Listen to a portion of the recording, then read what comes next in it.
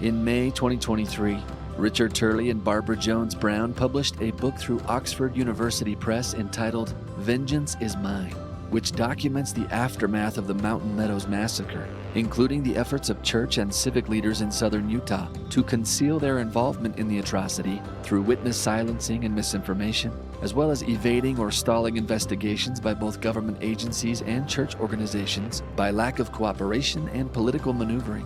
They also chronicle details about the 9 individuals who were ultimately indicted, the 5 who were apprehended, and John D. Lee, who ultimately faced execution. Today on Church History Matters, we sit down with both Richard Turley and Barbara Jones Brown to discuss their important book, to hear their informed insights and perspectives, and to consider what Latter-day Saints and others can learn from this tragedy and how to productively move forward. I'm Scott Woodward, and my co-host is Casey Griffiths. And today, Casey and I dive into our 8th episode in this series on peace and violence in Latter-day Saint history. Now let's get into it. Hello, Scott. Hi, Casey. How are you, sir? We're back here again. We're getting close to the end of our series on peace and violence among 19th century Latter-day Saints. Yeah, we've been talking about some pretty rough things. Most recently, we've been going through some of the painful details of the Mountain Meadows Massacre, which, Casey, this is a painful topic. It's a topic that fits into category 3 of how you've been walking us through peace and violence. That is, violence committed by Latter-day Saints, kind of instigated by us. And we've been the victims. Category 1, we have hit back when other people have attacked us. Category 2, but category 3, this one's really tough as we try to think about how to frame this and how to own it. I'm very excited for what we want to talk about today. We actually brought on, I think, is it safe to say, Casey, the world's leading experts on this topic are here with us today? I honestly can't think of 2 people I would more want to talk to about than Mountain Meadows. Yes. We've got with us Rick Turley and Barbara Jones Brown, who are the authors of a book that just came out last year. It's called Vengeance is Mine, Mountain Meadows Massacre and its Aftermath. This is part 2 of a 2-part study. The first book came out in, Rick, when was it? 2008? Is that right? 2008, yes. 2008. And then the sequel was Worth the Wait. First book basically covers the events of the massacre. And then the second book covers the aftermath of the massacre with a little brief recap of the massacre told from some different perspectives. So it's an excellent book. Let me read your bios just so we can get straight to the discussion here. Richard E. Turley Jr. was a longtime historian for the Church of Jesus Christ of Latter-day Saints in Salt Lake City, Utah, and a co-author of Massacre at Mountain Meadows. He's the recipient of numerous awards, including the American Historical Association's Herbert Fies Award and the Historic Preservation Medal from the Daughters of the American Revolution. Turley also represented relatives of the Mountain Meadows Massacre victims in their successful petition of the federal government to grant National Historic Landmark status to the atrocity site, and he lives in Farmington, Utah. So there's Rick, and I should briefly mention your co-authors on the first volume, who are Ron Walker and Glenn Leonard. Ron's passed on now, and I think Glenn's retired. Is that right, Rick? That's correct. And then your co-author on this volume is Barbara Jones Brown. Barbara is the director of Signature Books Publishing and a former executive director of the Mormon History Association. She was the content editor of Massacre at Mountain Meadows, the first volume. She holds an MA in American History from the University of Utah and a BA in Journalism and English from Brigham Young University. While researching her genealogy after beginning work on Vengeance is Mine, Brown discovered that, like earlier Mountain Meadows Massacre historian Juanita Brooks, she is a direct descendant of one of its perpetrators. She lives in Park City, Utah. Welcome. Yes. We're glad to have both of you here with us. Thank you. Thanks for having us on. Now, Barbara, this is my first time meeting you. It's so good to meet you. And Richard Turley, he has been kind to me ever since I was a teenage boy, punk kid in his house.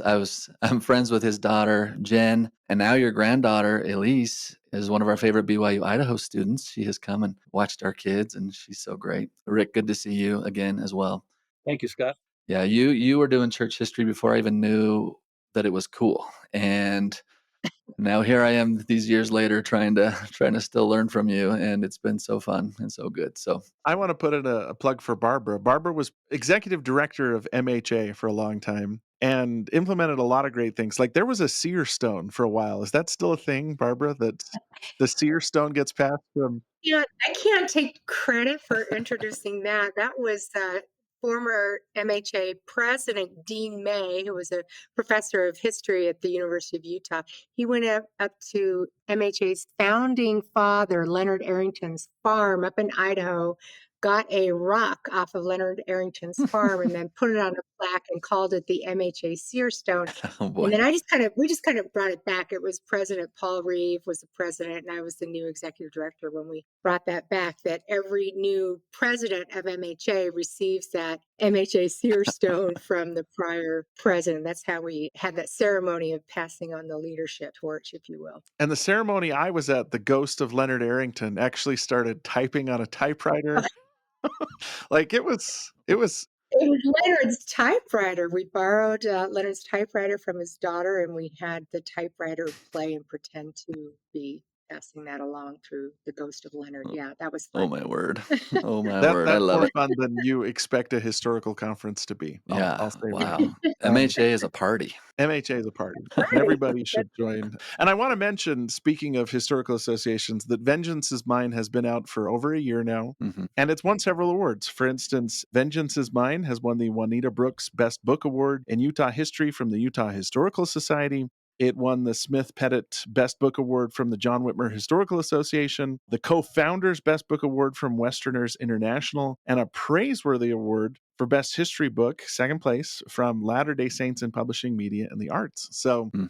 lots of accolades for this book as well. And I'll add my own personal endorsement that the book is excellent. Yes. I hope that this and the first volume are the two books that people who are really serious about learning about the massacre will approach and read first, because great research, very well told story, and you've done a great service by telling this story.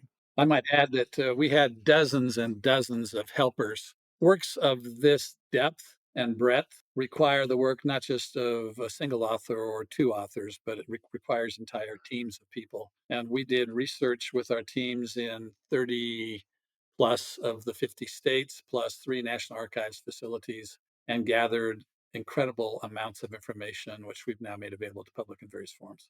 That's right. I join with Rick in giving kudos and shout outs to the team of researchers that helped in gathering all this incredible information. So it was definitely a team effort. Rick and I just kind of carried the ball across the finish line, if you will. Took 14 years to carry that ball across the finish line, but yeah, we credit those who helped. Well, it's a tremendous work, and I want to just kind of start us out with kind of the Q&A here. I just want to ask, what got you both interested in researching this topic? It's a big, sprawling topic. There's so much to dig into. Like, why did you decide to take on a project of this magnitude? In January 1986, I became the managing director of what was then called the Church Historical Department. Hmm. And in the 1980s, we were part of a consortium of people who were working on developing monuments at the Mountain Meadows. Mm. During that decade, we had descendants of the victims of the massacre who visited the site and met descendants of the perpetrators of the massacre. And they got together and eventually formed a group, and then two groups, and then three groups that all were interested in the history of the massacre. And that consortium eventually worked towards creating a monument on what's called Dansil Hill at the Mountain Meadows. Mm.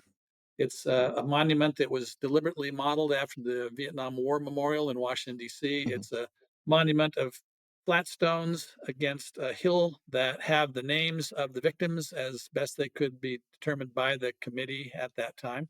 And then as we continued working on this, we eventually developed a monument for the floor of the valley near where the victims had their 5 days of siege. And that was completed and dedicated in 1999. Mm. And then additional monuments have been added since that time. So in the middle of all of that, I became deeply interested in the Mountain Meadows Massacre. I don't even remember when I first learned about the massacre, but it was when I was quite young, relatively speaking, late teens, early 20s. Hmm. And in 1992, when the Encyclopedia of Mormonism was published, I co-authored an article with Ronald K. Esplin on the massacre in there. So I've been writing about the massacre now for more than 30 years. Wow. So around 2000, something like that, I decided that we ought to have a book written about the massacre by people who were employed by the church and could open up everything with complete honesty and gather all the sources that hadn't been made available in the past and make them available. So I invited two colleagues. First, Glenn M. Leonard, who was the director of the Church History Museum at the time, reported to me and had been our point person in interacting with the various groups at the Mountain Meadows, and Ron Walker, who was a professor of history at BYU, to join me in that effort. That gave us Massacre at Mountain Meadows. And so, Rick, is it fair to say that you instigated the project, or did the church approach you and ask you to do it, or what was the attitude of the church towards it?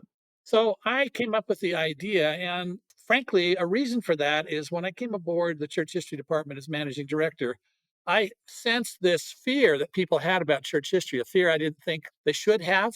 I mean, history is history. What happened, happened. We can't change the past. And for most of those things a long time ago, all those things a long time ago, we had nothing to do with it. So we should just be able to sit back and objectively study those events. And some of them are good. Most of them are good. In fact, in my sweep of church history, they're overwhelmingly good. But there are some things that happened that we ought to be forthright about acknowledging. And the Mountain Meadows Massacre was the worst of those. And my feeling was if we put this stake in at the very worst end of things that had happened in the history of the church, then we should be able to talk about anything. That was the motive, the rationale. Let's be open and honest about all of the things of our past. Love that. Quite understandably, in the past, historians like Juanita Brooks faced a little opposition when it came to writing about Mountain Meadows because it is such a dark subject. Was there any pushback when you presented this idea? You're working in the church history department. Were there any concerns about it? So I had a rule that I constantly talk to my staff about, and that is no surprises. Whatever we do, we want to make certain that we have full disclosure upline. So we approached the senior church leaders, and they had a meeting of those senior church leaders. And I could, if I had more time, I'd go into it in detail. But the bottom line is, I proposed the book. They discussed it in that setting of the most senior church leaders, Mm. and they agreed. Let's be open and honest about this subject that happened a long time ago. There's something that we've often said in the past, and that is no one alive today is responsible for the massacre, but we're all responsible for how we deal with it. Mm. And our feeling was on our watch, we're going to be completely open and honest about it. That same spirit seems to breathe through all of the gospel topics essays. It almost seems like, I don't know if this was the impetus for that, but that feeling, that sense of we need to just be open and honest and own our history and see what we can learn from it, I think has been very helpful as the last decade plus, I think, show us that the gospel topics essays are trying to follow that same spirit of what you instigated with that book. So this is a great moment in our history with our church leaders and the church historical department being absolutely transparent about these very difficult subjects. And Massacre at Mountain Meadows is what brought Barbara onto the scene. Barbara, Mm. you want to talk about that? Sure. So in 2005, I received a call from Rick Turley saying that he wanted me to come in and interview for a full-time editing position in the church history department. I had worked for the church for 12 years, for almost 10 years actually, before that time as an editor in 5 different departments. I'd been editor of the historical articles for the Ensign magazine most recently, and I was also the news editor. And so, as a news editor, I was constantly writing about news of the church, and which led me to frequently be interviewing Rick Turley because he and his department were constantly doing incredible things. So, I had met Rick through those means. And so I had turned in my resume to Elder Marlon K. Jensen, who was a church historian, and I had worked under Elder Jensen before as well. Rick called me, there was an opening, and he said, I want you to come in and interview for this position. It wasn't a convenient time for me and my family at that time. But as soon as I heard, I said, what would I be doing? He said, I want you to edit our book on the Mountain Meadows Massacre. I said, oh, I'll be right in. I had always wanted to learn about the subject for decades before that. And so to have the opportunity to come in and work on this book with the 3 authors was a real privilege. And it actually led to me becoming a historian myself because while working on the book, I just loved digging into the historical sources. And I decided I didn't want to just edit historians. I wanted to be a historian. Mm. So I went back to graduate school and earned a master's degree in American history from the University of Utah. And then after that, Rick and I became co authors Mm. on Vengeance is Mine. Wow. We should mention that as groundbreaking as these books are, they are building on the foundation of other historians. Maybe you could tell us a little bit about Juanita Brooks and Will Bagley and how others had approached the subject of Mountain Meadows before this project that you brought to culmination actually started. Sure, maybe we could start with Juanita Brooks. She is a hero of mine. She's someone I looked to as I was working hard on this book as a mother, a stepmother of children, and a mother of my own children. It was very hard. And Juanita Brooks was doing the same thing as a stepmother and a mother of her own children. She was writing her book on the Mountain Meadows Massacre. So I admired her diligence and her courage in telling the story. She came at it from a different reasons and approach than Rick and I did. She was from Southwest Utah. And in fact, our book, Vengeance is Mine, closes. The closing scene is an episode in which the young Juanita Brooks, I believe she's still 19 at the time, she encounters and learns that her stake patriarch named Nephi Johnson had been a perpetrator, had been at the Mountain Meadows Massacre. And she's shocked to learn that while he's on his deathbed. And through that and a series of other events, she decides that she's going to have the courage to blow open this grim, hidden secret of her community's past and do all the work she can to tell the first scholarly telling, the first well researched academic telling of her community's own secret. She did meet with a lot of opposition. She was looked down upon by members of her community. She writes that the church didn't oppose what she did, but they also didn't necessarily support what she did. Mm. She tried to get access to some primary sources that were in the church history archives, and she was denied access to those to just show how much things have changed since then. That was in the 1940s. She was writing this book. Mm. Rick and I received, and Ron Walker and Glenn, we received access to everything that she had been denied access to there in the church archives. And so I think it just shows the changing of times and how it's, like you were mentioning, Scott, it's a different time where people are just willing to address these things Yeah. in our past and not be afraid of history. So that was her approach. She did have access to a lot of primary sources, but not nearly as many as we had access to. And then again, through our help with a team of researchers scouring the country for research. So we were able to fill in so much more than what Juanita never had access to. Mm. And you kind of open the book with this classic quote from Juanita Brooks where she says, "Nothing but the truth can be good enough for the church to which I belong," Yes. which is so powerful. Yeah, we feel the same way. You imagine in the 1950s, church leaders probably understandably being apprehensive about talking about something like this, but Juanita Brooks saying, no, just like Rick said, history happened and it's the truth, and we should be willing to deal with it, even if it's really difficult. And this is really difficult.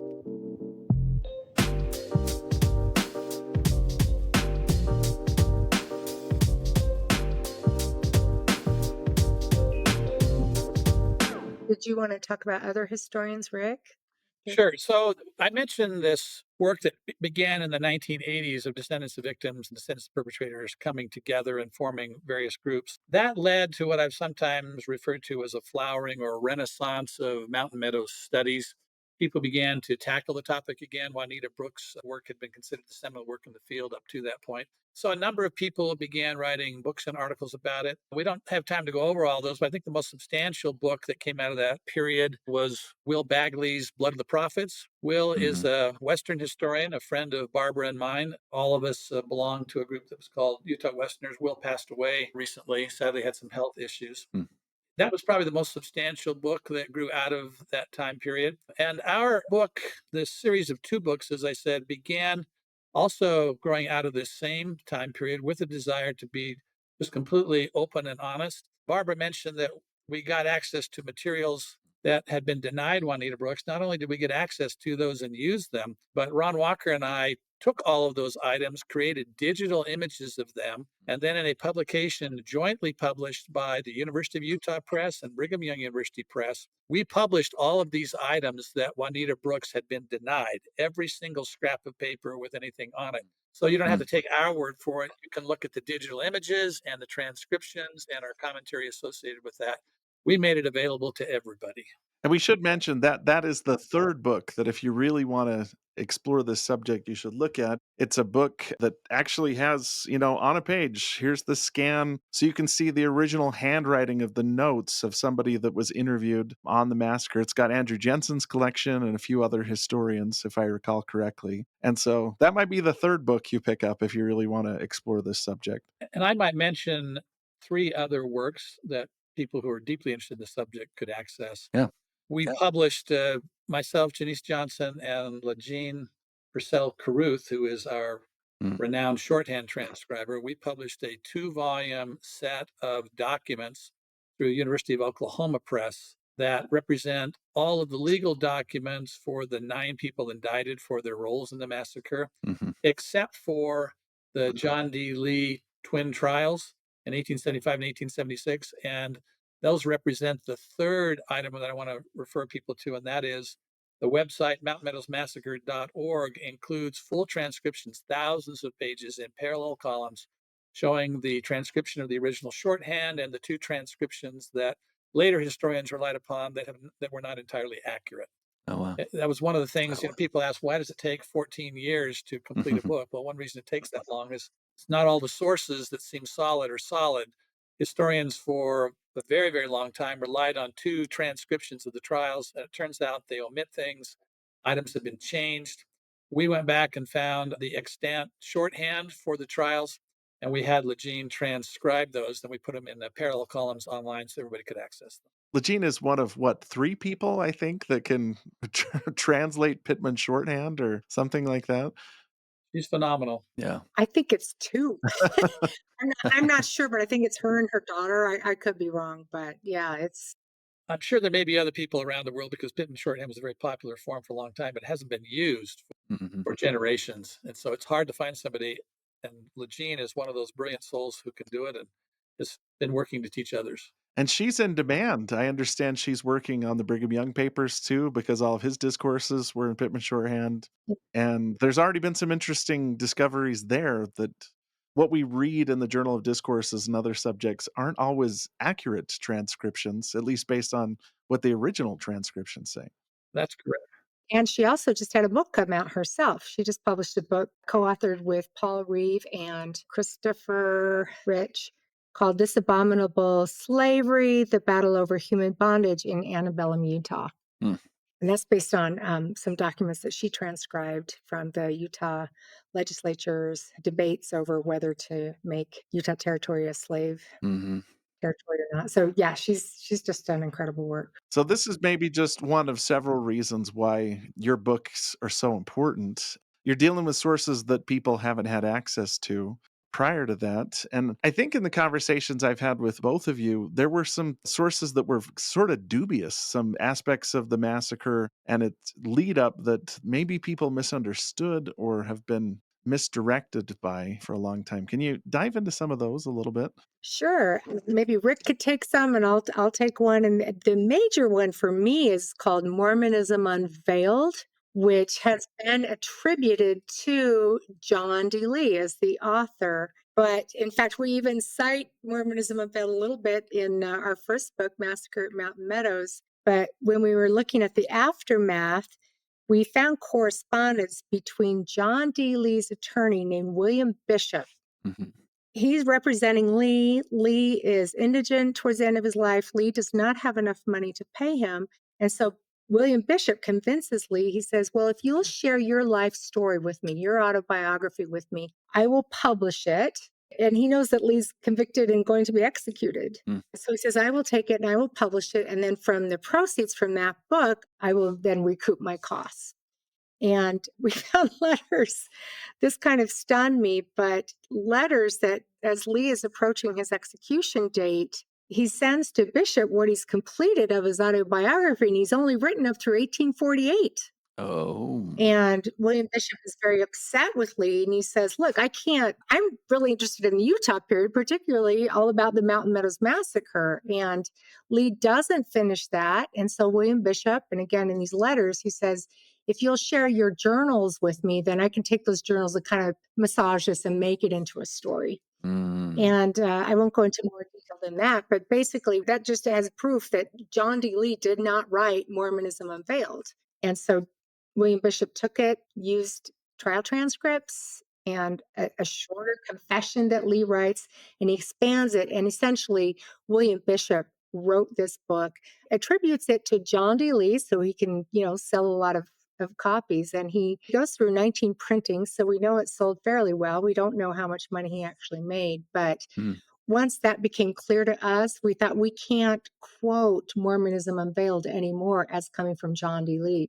And so that's something we just want to give a heads up to all historians and readers that Mormonism Unveiled cannot be a source that can be quotable and attributed to John D. Lee. It gets quoted a lot. Like, I was Yeah. reading a paper on the Danites Yeah. last week, and Mormonism Unveiled had huge, like, block quotes taken from it Hmm. describing Danite adventures in Missouri, and that's going back to, the 1830s. Yeah. And Joseph Smith, you're saying steer clear of Mormonism Unveiled. And we go into detail about it in the book. So people, again, as Rick was saying earlier, you don't have to take our word for it. Just look at the primary sources that show there's no way that John D. Lee could have written that book in William Bishop's own words in his letters. So that book was written by William Bishop.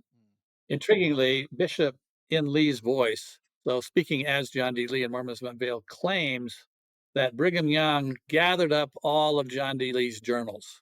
And that appears to have been an assertion on Bishop's part to hide what really happened. Mm. Bishop asked John D. Lee for his journals and, in fact, got them from the family. Years later, Bishop and the sheriff that worked with him, their families, their descendants, donated various journals to the Huntington Library in San Marino, California.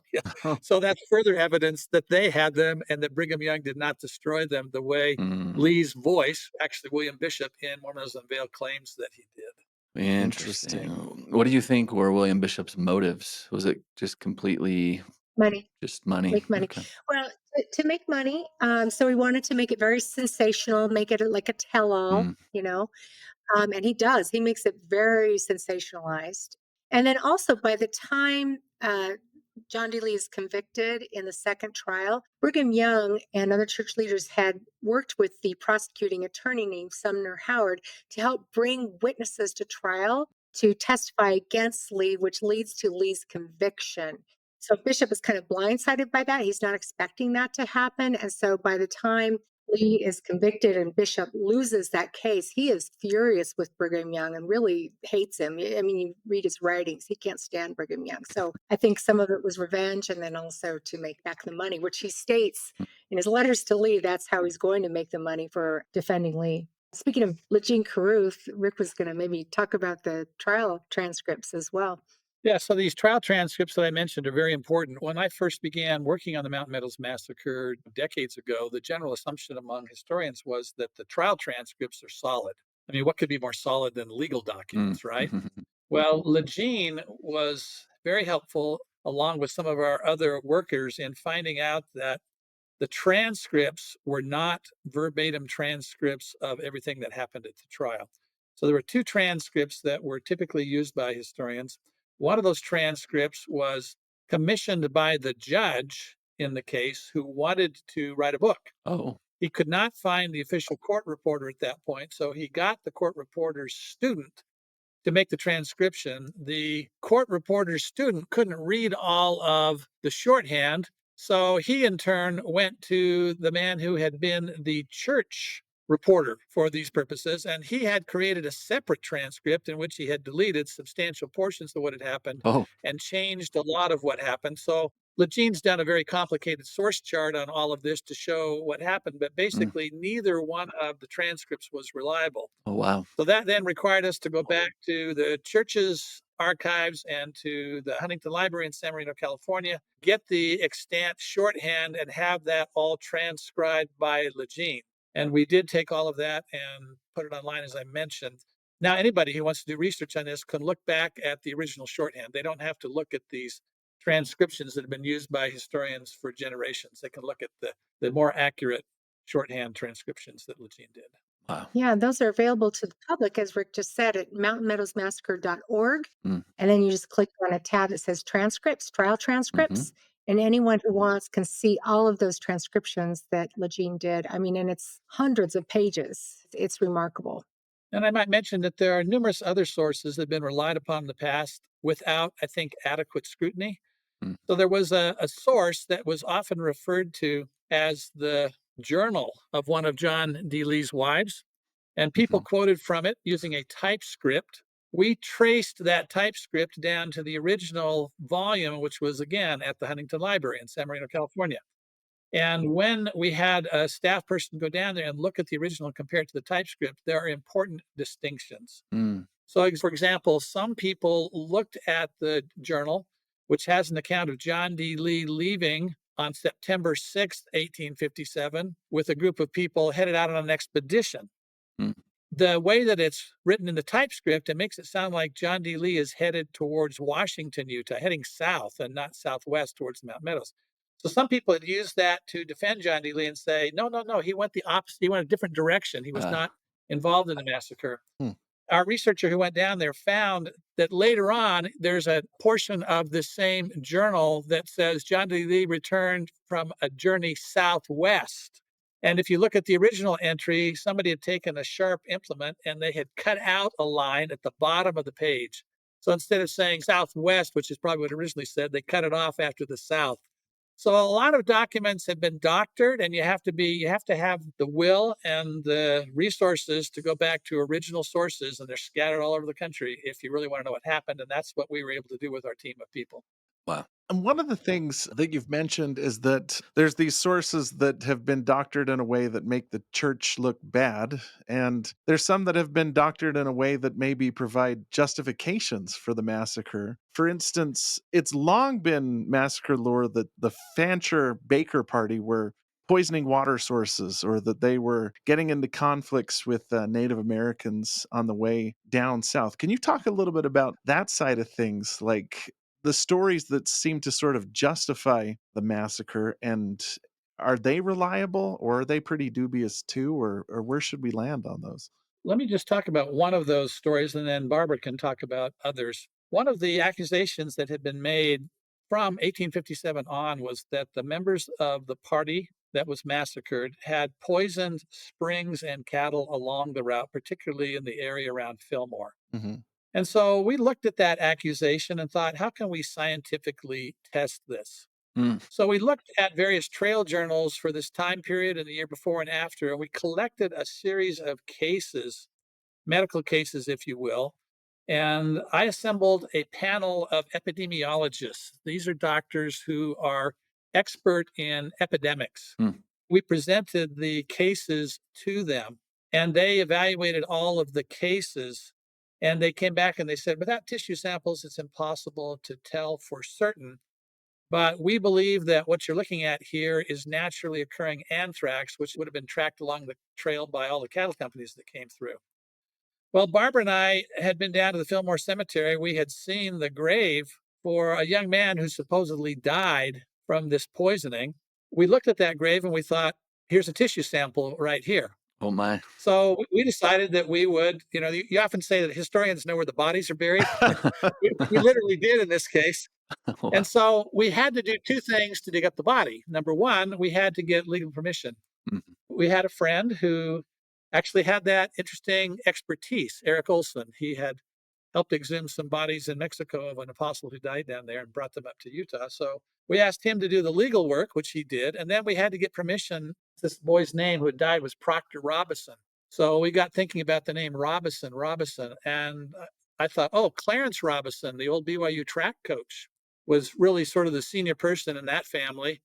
But he had recently passed away. So I called his widow, Moneta Turley Robison, my Oh, cousin, oh, and wow. got permission from the family. And then we decided we don't want to have any church involvement in the analysis of the tissue. So we got a separate organization in Arizona that did this type of research for or testing for anthrax. And we had the body dug up and tested.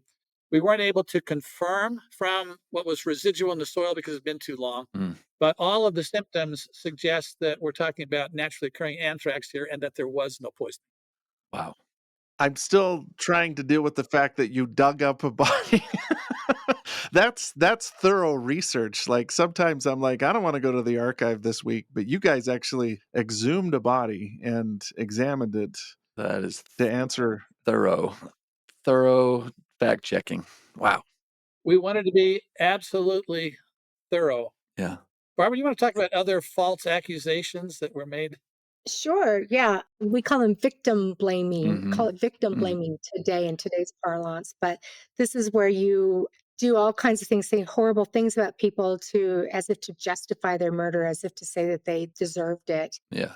Most of these things came from perpetrators of the crime themselves as a way to justify their horrific actions and I think maybe solve their own consciences. Mm-hmm. So one of them was saying that the people of the train, this came out immediately after the massacre, saying they were rotten with the pox, which meant they had venereal disease. Mm-hmm. And we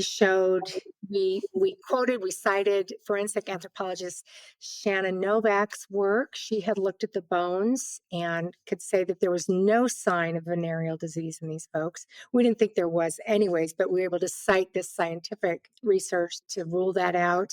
I also think it's significant that many of the stories about people passing through and doing bad things as they're traveling south, they came much later. There were only a couple of accounts that are contemporary in which people say that there was some tension going on between immigrants. But again, we don't even know which immigrant party it was, but just that there was some tension in fall of 1857.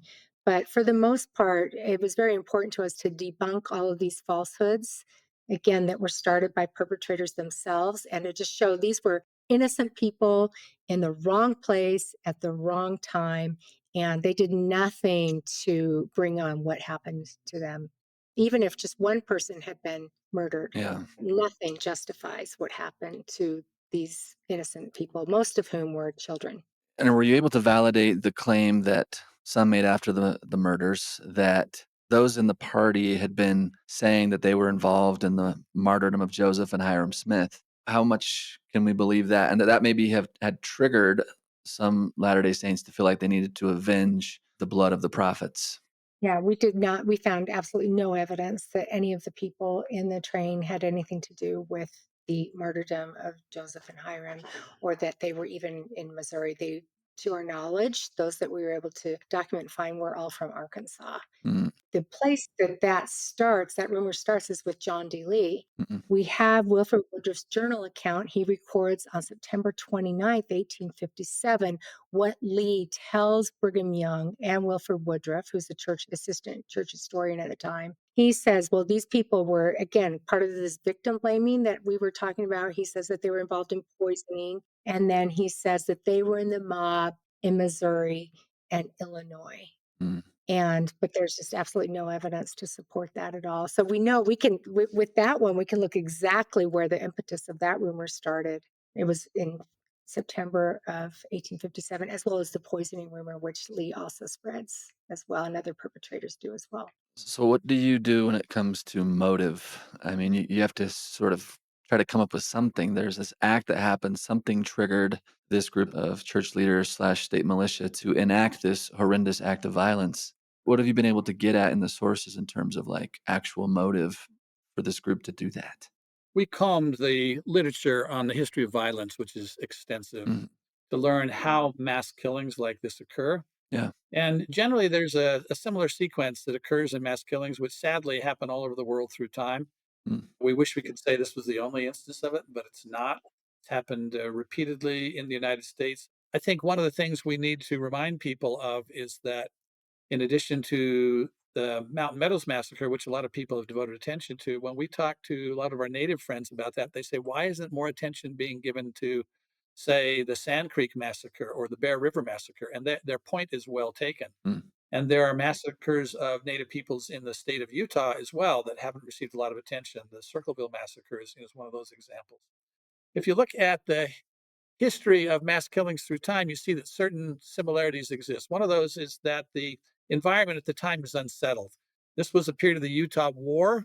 The people in southwestern Utah were aware that the U.S. Army was marching towards Utah. mm, They had heard a rumor that a portion of the Army had broken off from the main column and was headed southwest. mm, In fact, that was true.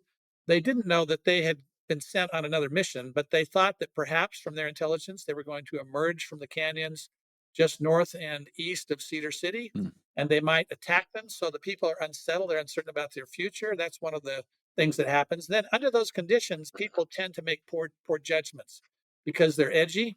So in this particular case, they make a decision to attack the train. Now, this attack on the train, Barb and I believe, is probably like similar attacks that were ordered by Brigham Young on cattle companies. He did not want blood to be shed, Mhm. but he wanted the federal government to feel like people in Utah were essential to the future of the United States and their desire to continue with settlement and so forth. So Brigham Young, working through translators, worked to have a number of cattle companies raided along the way. Barbara and I have put a map in the book. It's on the back inside cover, and it has little sort of stars or explosions that show each point along the trail north and the trail south where these cattle raids occurred. These raids, as one of the people who was raided wrote, were not intended for the purpose of shedding any blood. Brigham Young knew that if they shed blood, that would just give additional impetus for an army that was already down on them to do even worse things towards them. So Yeah. what he wanted to do is run off cattle and essentially say to Washington, you need us, because if you don't have us, people can't travel safely along the trail. Barbara and I think that the Mountain Meadows Massacre was initially intended to be one of those, but it went terribly wrong. There was decisions made at the local level that made it go terribly wrong and become murderous. And then once they shed blood, they felt that if they let the company go on to California, especially after the company learned that there were white men. See, raids were set up to look like cattle raids, which is one of the other aspects of the. Native Americans only. Yeah. And in fact, the company found out through a series of events we probably don't have time to talk about here, but are in the book, that white people involved local white settlers.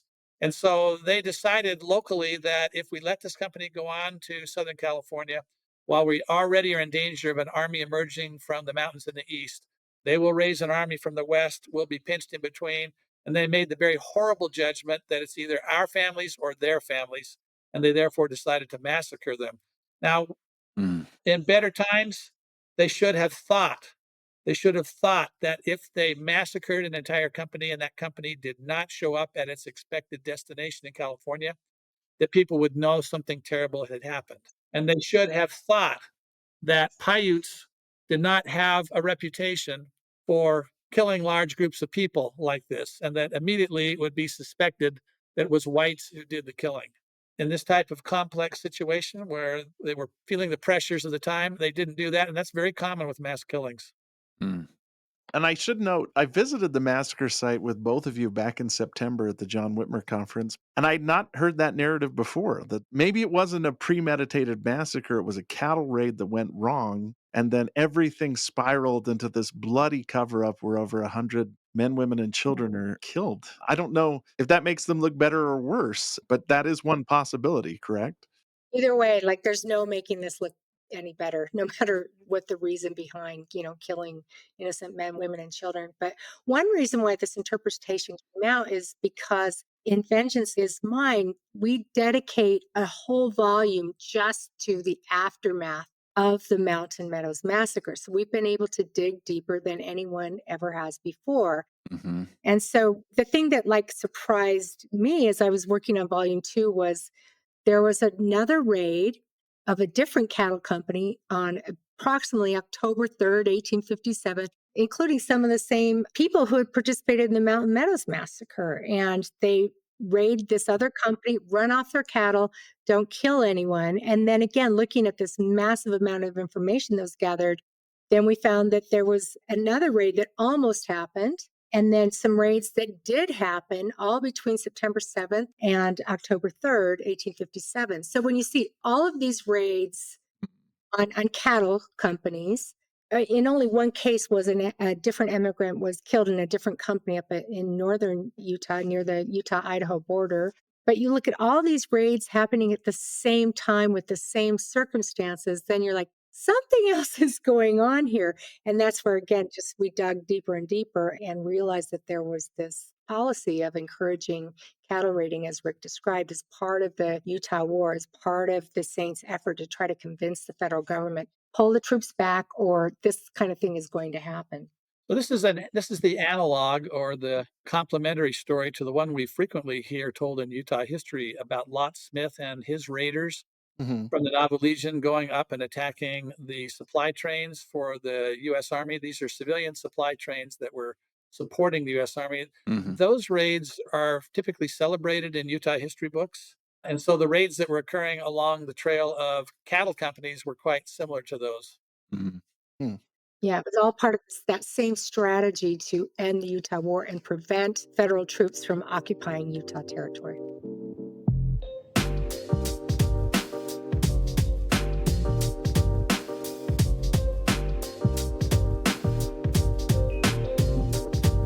So all this has to be understood in the context of the Utah War and the approaching army. Yep. If I can just ask, the big question for Latter-day Saints surrounding Mountain Meadows, and it seems like the most common misunderstanding is Brigham Young's involvement in Mountain Meadows. Can you quickly summarize Brigham Young's responsibility for the massacre?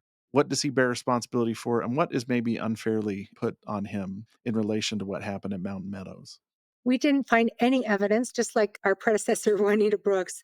We did not find any evidence that Brigham Young ordered the massacre. In fact, we found quite a bit of evidence to the contrary, showing that he did not order the massacre itself.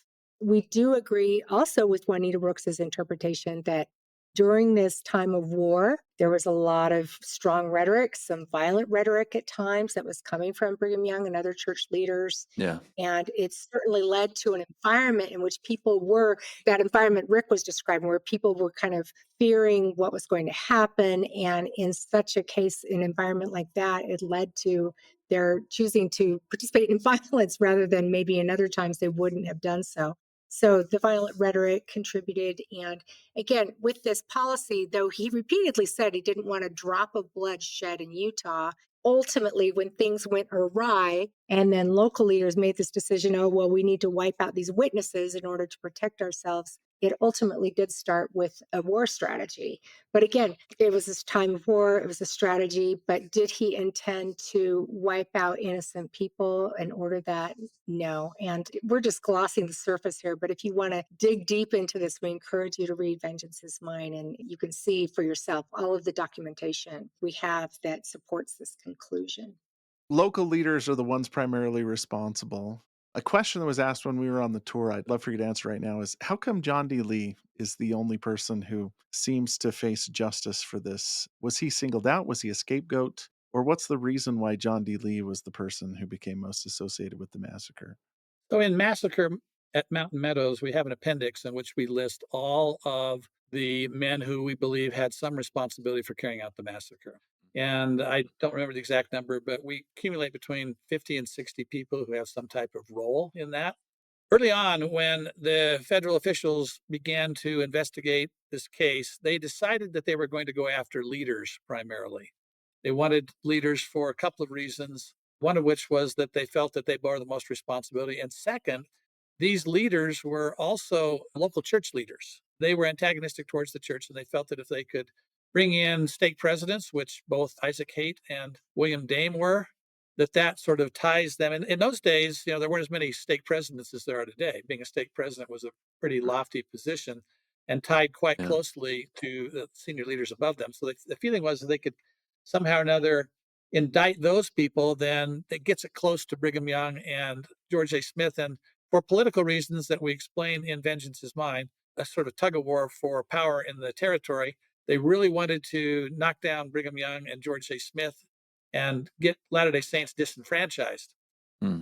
When they have the federal grand jury in 1874 that indicts, that grand jury is made up of Latter-day Saints and other people, a mixed jury, and they indict 9 people for their roles in the massacre, and most of those are the leaders. So you have William Dame, who is the senior military leader in southern Utah and gives the final order, if you will. He later waffles on whether it was an order or not, but he's sort of the senior military official involved. You have Isaac Haight, who's kind of the linchpin for the whole thing in Cedar City, the stake president and mayor there, and the local militia major. You have John D. Lee, who played a role and who talked about it a lot and therefore sort of became the national poster child for it. You have Philip Klingensmith, who was the bishop in Cedar City, and he was indicted as well. And you have several others. So they indict these 9 people and they go after them. They end up arresting 5 of the 9. 4 end up on the lam and are never captured. Of the 5 they've arrested, the biggest fish in the net, their drag net, is William Dame.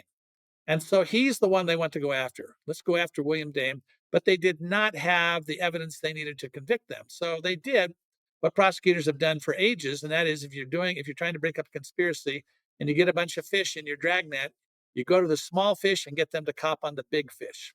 So they went to John D. Lee, who was a small fish, and they said to him, look, you write a confession and we'll drop one of the 2 counts against you.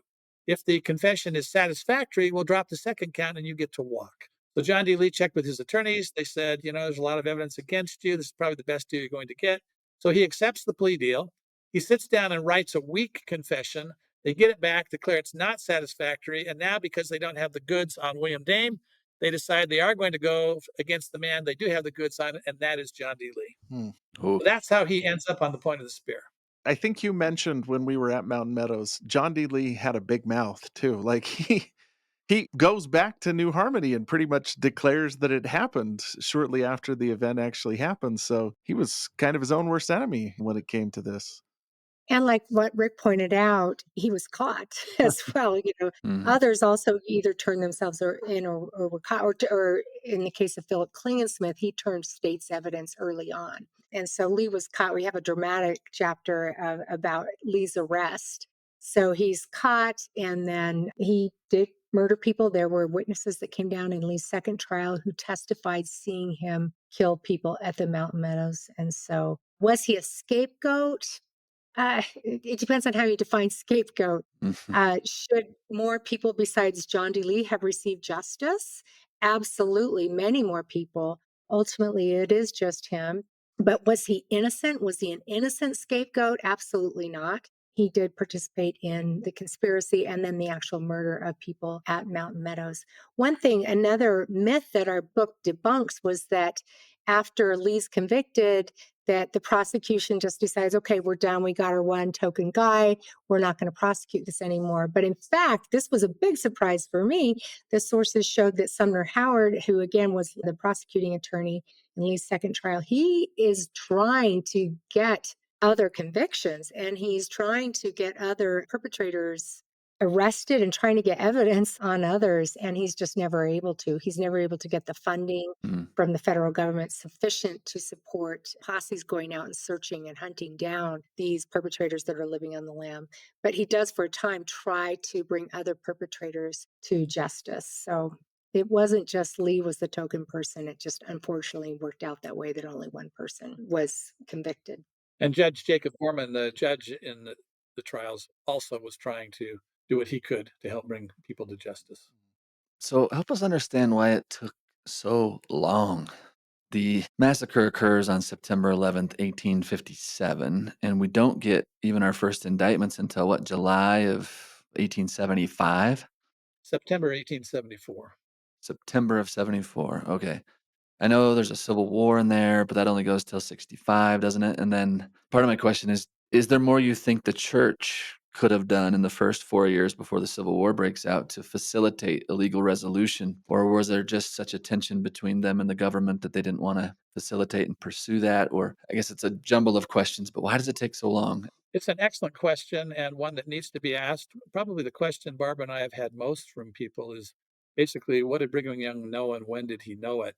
So our book carefully goes through and lays all of it out. To make a long story short, John D. Lee reports to Brigham Young on September 29th, 1857. He lies about what happened. Brigham Young sends 3 apostles south to do their own sort of investigation of what happens. Their handlers turn out to be Mountain Meadows Massacre participants. And so they walk them through a scenario that reinforces what John D. Lee had to say. However, by 1859, Brigham Young has severe doubts about what happened. And that's in part because the federal government is coming up with additional information and saying things, and because Brigham Young is beginning to doubt John D. Lee and others. So in 1859, Brigham Young talks to the federal district attorney for the territory of Utah and says to him, we need to try this case. And I will guarantee that if you hold this trial in southern Utah where we can get the witnesses and they can come in easily without inconvenience, that everybody that you want there in court will be in court and we can try this thing. for political reasons that, again, we describe in the book, namely that one of the judges in this case and another man, they want to perpetuate the so-called Mormon problem that becomes the basis for a lot of political actions against the church. They want to continue that and not resolve the Mountain Meadows Massacre immediately Mm. because it was too good of a case to keep these things in front of the public eye. If you read the book, you'll see some interesting political things that occur. Then of course, you get the Civil War. By this time, of course, Brigham Young does not have any responsibility as a civil official, Hmm. but he constantly says, I will cooperate if you want my help in getting this. And nobody asked for his help until the second John D. Lee trial, when there's a new prosecutor who doesn't have a dog in the political fight. Mm. Hmm. He comes in, accepts Brigham Young's offer to help out. Brigham Young helps out, and John D. Lee's convicted. And they agree from the beginning that John D. Lee's just the beginning. But during the trials, as you'll see when you read the book, a variety of things happen. And one of those things is that everybody becomes antagonistic towards Brigham Young and the church. And so they sort of back away at that point. George A. Smith dies, Brigham Young dies. And after they die, the political reasons for prosecuting this case disappear with them or largely Mm. decrease. And so they go with the other topic that they think they can get public attention on nationally, and that is plural marriage. And plural marriage is the vehicle that they use to gain political control over Utah. Hmm. Mm. Just adding a little bit on what Rick just said. So the Mountain Meadows Massacre is seen as a political weapon by non-Mormons who are living in Utah who want to break the LDS stronghold over politics in Utah. Mm. And they think that the only way that they can do that is by disenfranchising Mormons. So if Latter-day Saints can't vote, Hmm. and they can't serve on juries and so forth, they can't hold public office, then all of the non-Mormons who live in Utah, they can run for office and win. So they start out trying to use Mountain Meadows to win that case. They lose. The federal government says, no, we're not going to disenfranchise Mormons because of the Mountain Meadows Massacre not getting tried yet. So then they say, okay, well, let's turn to polygamy. Let's use polygamy as that reason. And so this ties into suffrage rights. So in the 1880s, all the anti-polygamy legislation heats up. Instead of Mountain Meadows Massacre prosecution, Utah women who've been voting since 1870, they lose their voting rights. Anyone who is a polygamist and who will not disavow polygamy, they lose their voting rights. And guess what happens? These non-Mormon residents of Utah who've been wanting to take over politics, take Yeah. over political control of Utah, they are swept into office. They all win, and they see themselves as breaking that political stronghold in Utah. And one of those who takes office, is a man named Robert Baskin, who was a prosecutor in John D. Lee's first trial, who was originally trying to use Mountain Meadows as this political weapon. But anyways, he eventually becomes mayor of Salt Lake City and becomes very popular because he brings infrastructure, including clean water. And so in the end, he ends up on much friendlier terms with the Latter-day Saints in Utah. So it's a fascinating story, and we go through all of this Yeah. in Vengeance is Mine. Well, I want to pivot a little bit and talk about reconciliation then. So I know that both of you have worked with the descendants of the survivors of the massacre. There's 17 children that survived the massacre, and that you've had some really, really touching experiences. I was wondering if maybe you could walk us through some of those experiences you've had with descendants from the victims. Wow. I mean, Rick and I and others have had countless amazing experiences up until they just continue. I've been teaching an online course through the University of Utah on Mountain Meadows, and I had some friends, 3 friends who are descendants of victims, join me for the last day of class. It's all on Zoom, Wow. and just answering questions and sharing their feelings. That was just last week. So Wow. it's an ongoing thing. For me, it first started when I started delving into the sources, and I was just haunted and horrified by what I was learning. And so I frequently expressed to Rick, I'd go down the hall and say, I just really want to meet descendants of victims. He says, well, the descendant of John Twitty Baker and Alexander and Eliza Fancher, they'll be here next week. You can say hello to them then. They were visiting with Elder Jensen. They invited me out to, in April of 2007, a reenactment of the leaving of the wagon train from Beller Spring, Arkansas.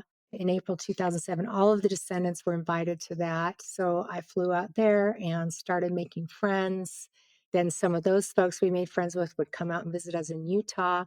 It just went back and forth. So I think so much of it is a lot of it is due to these books and just, you have to have an understanding of a horrific event in history. You have to understand it before you can feel sorrow for it and say you're sorry for it. If you don't have that understanding, it's impossible to do that. And so these books we were working on, that was going on. The 150th anniversary of the massacre, that was going on. The church released, and Elder Henry B. Eyring of the Quorum of the 12 Apostles read a statement of regret at that event.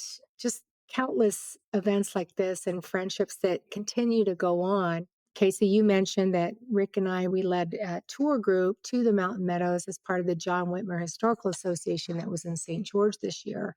We had descendants of victims that happened to be in town. We asked them to join us and share their thoughts on the tour. So it's an ongoing process. And I'm sure Rick has more to add about his personal experiences with this. It goes back to what I said in the beginning that our goal was, and our goal was to bring out the truth. Yeah. Truth is an amazing healer. Yeah. By facing the facts of what happened, acknowledging the wrongs that had occurred, and expressing sorrow for what happened, Mm. we've been able to reach common ground with these people whose ancestors had been murdered without cause Yeah. in 1857, and who only want two things. They want the truth told, and we have done that, and they want the resting place of their ancestors, the Mountain Meadows, preserved and respected. So working with them to gain National Historic Landmark status for the Mountain Meadows was an important step. Barbara and I went out there, as did a representative of the state of Utah, the State Historic Preservation Officer. We had the heads of all three of the Mountain Meadows organizations and other members of those groups come out. Mm. We all stood before a committee. I gave a speech that was requested by the three heads of those organizations. And that speech was given from the vantage point of the victim. And I Mm. tried to portray what it would have been like to be a victim of the massacre, not the usual way the story is told in Utah history books. Yeah. And after we gave our presentation, and each one of the presidents stood up, as well as other representatives, and said, "We agree with this," the committee voted to grant National Historic Landmark status to the Mountain Meadows Massacre Historic Site, which was to us rather miraculous because we sat in on some of the other presentations that day. We didn't hear another one that we participated in any meeting that we participated in. We didn't hear any of the proposals for National Historic Landmark status get approved that day. Instead, people were turned back for further study. Now, there may have been some that we didn't attend, but we were somewhat frightened that we might not be able to make it. But they voted in favor of that. And afterwards, we had hugs all around and photographs taken. We felt like we had collectively, in a spirit of truth and reconciliation, reached an important milestone to help preserve the remains of these victims in perpetuity. One more example I'll share is a year ago, this past September, Rick and I were invited to speak in the St. George Tabernacle. Our book had just come out, and we were invited to speak right there in St. George about the Mountain Meadows Massacre in the Tabernacle. There were a couple hundred people there. The Tabernacle was packed. Again, it had just been after the descendants had been in town to honor their ancestors. They come into St. George generally every other year. This year they came twice, back to back. Mhm. But they were in the tabernacle, a few of them. And somebody, a gentleman who had come and approached me before, he was a church missionary, and I recognized the last name of Jukes on his name tag. And he came up to me and he said, Mm. "I just have a question. I need to know something." And I saw the last name of Jukes. And I said, "Your ancestor was there." And he said, "Okay, I just wanted to know the truth." Mm. But Mm. as Rick and I finished our address, and what we recommended to the audience, and we recommend it to your audience today, is if you ever meet Yeah. somebody who's a descendant of a victim, the right way to respond is just to say you're sorry that it happened. Just express your sorrow. Of course, we're not responsible for it today, but express your sorrow for what happened. That's all they want to hear. Yeah. This gentleman, Elder Jukes, who was a missionary there, said, "Barbara, you said that you mentioned that there's descendants of victims in the audience here today. Would they mind standing so we can tell them how sorry we are?" Mm. And there were a few there, and they stood up and they received a standing ovation. People in the tabernacle stood and cheered for them to show their love and support. And then Mm. one friend, he called me later. He says, "Well, thanks to you, after that, for about an hour, people in the tabernacle lined up to come and hug me and tell me how sorry they were for what had happened to my ancestors. So that's just one more example of just the beautiful and healing experiences that we've experienced. And they can happen when people are willing to engage with the truth. Don't be afraid of it. It happened more than 160 years ago. Don't be afraid of that. Engage with it. It's painful, but then just say you're sorry. And only then can we have true healing and reconciliation. And these friends of ours, I've often said, as horrible as the massacre was, we were just saying this the other day, if it had ever happened, we wouldn't know each other. And we are now dear, dear friends because of the massacre. And so that's the kind of reconciliation and healing that can come. Wow. And I might add to that, we've put a lot of time and effort into the Mountain Meadows Massacre historic site, now a National Historic Landmark. The church has taken a lot of time and effort and resources to acquire property, to add to that, to make it a fitting memorial to these people whose lives were unjustly taken back in 1857. We hope that people will visit the site and that in visiting the site, they will show a proper attitude of reverence and respect.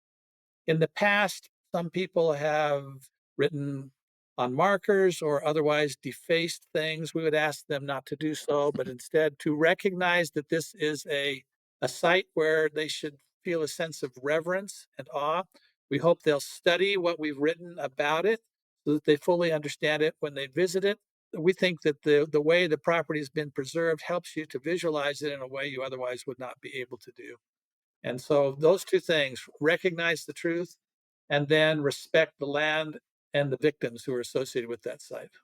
Yeah, when we visited the site back in September, I've been there multiple times, but to be there with a descendant of one of the victims was really powerful. Mhm. And then afterwards, we went back to St. George and there was a quilt Mhm. that both groups have worked together to make. Can you tell us just a little bit about that healing quilt too and what its origins were?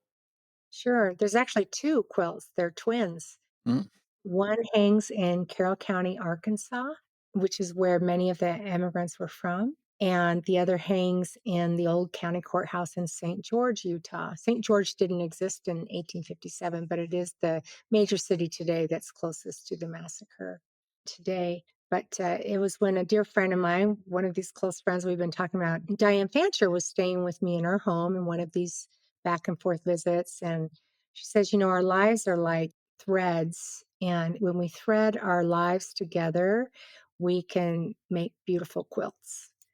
And I thought about that metaphor that night. And I thought, what if we actually did make some quilts together? And so I reached out to my aunt, Anna Rolap, who happens to be a master quilter, and shared this idea. And she talked about friendship quilts or album quilts, which is where you have a lot of different people make their own square. And so we reached out to descendants of victims, perpetrators, church leaders, historians, just people from Arkansas, and invited participation. And so there are 46 quilt squares on each quilt of these two twinner quilts, and each one was made by one of these folks I just described. And the quilts are titled Mountain Meadows Massacre, Remembrance and Reconciliation.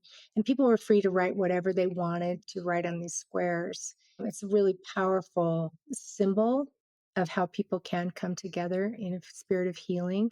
So I invite people to visit it when they're in St. George or in Carroll County, Arkansas, or you can just go online and Google the quilts and you can see pictures of them. We also Anna hand designed the border for these quilts and hand stitched them. And then at all of these events we've been describing, we always had the quilt tops out. The quilt tops were out in Arkansas. They were out at the Mountain Meadows a few times, and everybody could go in and put in their own stitches as well. So they're a tribute to healing and reconciliation. wow. That's really beautiful. Yeah. So great. Well, this has been just a tremendous time together. We really, really appreciate you coming on the show today. And I thought maybe we could end with this question. And I think you've already gone a long ways to answering it. Rick, you mentioned at the beginning of our discussion today that the history just happened. The truth is just truth. In other occasions, I've heard of you saying that it's just time for us to own our history and just to learn what we can learn from it, right? And you've both been modeling that really well today. Is there anything else that you hope we learn from this particular history? Any other healthy ways for Latter-day Saints to own this history that you'd like to talk about before we wrap all this up? I might say this, as well as my 30 years in the church history department, I spent 12 years overseeing the family history department. Mm, Went to a lot of meetings on genealogy and family history. And it is a natural human tendency to want to honor our ancestors. yeah. I want to say this to Latter-day Saints who may have ancestors who participated in the Mountain Meadows Massacre or did other things that were not honorable. Mm, Don't try to rehabilitate your ancestors for your own personal glory. Remember, we seek to honor ancestors, but we don't worship them. What they did is what they did. Who they were is who they were is who they were. yeah. So if your ancestor happens to have been a perpetrator of the massacre, don't try to make them a non-participant. Instead, just acknowledge the truth of what happened. And when you have an opportunity to meet with the victim, express your sorrow for what happened. Yeah, I can speak from personal experience to that. Years after starting to work on Vengeance is Mine, I recognized a name in my genealogy that looked familiar to me. And I looked in the index of Massacre at Mountain Meadows that has, or what, excuse me, one of the appendices that lists the perpetrators of the crime. And I discovered I was a direct descendant Oh, of one of the traitors named William S. Hawley. uh, That was shocking for me just to find that out at all. But then, just because I've been working on this, and the quilts had been made. I mean, I had been involved in all of this for years, and so then to discover I was a descendant of a perpetrator was shocking. And so I understand folks who either they're a direct descendant of a perpetrator or just a Latter-day Saint. I understand that it's painful to acknowledge that people in your history could have participated in something so awful. But the way to alleviate that pain, if you will, the way to overcome that sorrow is not to try and rehabilitate your ancestor or anyone, not to try and say, well, they were good except for this 1 week in their lives. Not try to excuse that in any way, shape, or form. Participating in mass murder is participating in mass murder, but rather to just again, understanding the context in which it happened, the historical context, the time of war that was in, but not making any excuses for them. Understanding the context and making excuses are two different things. But just saying, yeah, my ancestor did this and it was horrific and I'm sorry. And I just want to emphasize that no one alive today is responsible for it. So just because you had an ancestor or a predecessor who participated in this doesn't say anything about you. That doesn't mean that you're a violent person. That doesn't mean that you could do something as horrific. So just be willing to apologize in terms of just saying you're sorry that it ever happened is the only true way to find healing and peace, not by trying to exonerate or excuse your ancestor. We believe people are punished for their own sins and not for their ancestors' transgressions. That's right. But it is helpful that you acknowledge the pain. And again, it's Yes. healing to say, I'm sorry for what happened. There's no justification for this. It's the darkest day in the history of the yeah. church, and we just need to accept that. Well, thank you very much. Grateful to you two for having us on. And again, we want to express appreciation to the many dozens, might even have been in the end hundreds of people who helped out in one way or another in all of these projects that we've talked about. This sort of collective recognition of what really happened, I think, is important. Yeah, I agree. And thank you again. We're so appreciative of also the dozens of people who have asked us to come on their podcasts or their radio programs or newspaper interviews. We're so grateful that so many people are interested in this subject. I think it's an indication again of how times have changed, where people are now willing and want to learn about it and talk about it. And again, only by doing so can we heal and move on. So thank you for being part of that, Scott and Casey, and making that help to make that possible today. Absolutely. What an honor to have you both. Thank you for listening to this episode of Church History Matters. In our next episode, which will be the last of this series and which will be released on Christmas Eve of 2024, we sit down with our friend Patrick Mason, a Latter-day Saint historian, scholar on peace studies, and author of several books on violence and peace in Latter-day Saint history. Together, we take a step back and think deeply about how each of us can more intentionally participate in bringing peace on earth and goodwill to all. If you're enjoying or gaining value from Church History Matters, we would love it if you could pay it forward by telling your friends about it, or by taking a moment to subscribe, rate, review, and comment on the podcast. That makes us easier to find. Today's episode was produced by Scott Woodward and edited by Nick Galletti, with show notes and transcript by Gabe Davis. Church History Matters is a podcast of Scripture Central, a nonprofit which exists to help build enduring faith in Jesus Christ by making Latter-day Saints scripture and church history accessible, comprehensible, and defensible to people everywhere. For more resources to enhance your gospel study, go to scripturecentral.org, where everything is available for free because of the generous donations of people like you. That's right. All of our content is free because people like you donate to make it possible. So if you're in a position where you're both willing and able to make a one-time or ongoing donation, be assured that your contribution will help us at Scripture Central to produce and disseminate more quality content to combat false and faith-eroding material out there in the digital marketplace of ideas. And while Casey and I try very hard to be historically and doctrinally accurate in what we say on this podcast, please remember that all views expressed in this and every episode are our views alone and do not necessarily reflect the views of Scripture Central or the Church of Jesus Christ of Latter-day Saints. Thank you so much for being a part of this with us.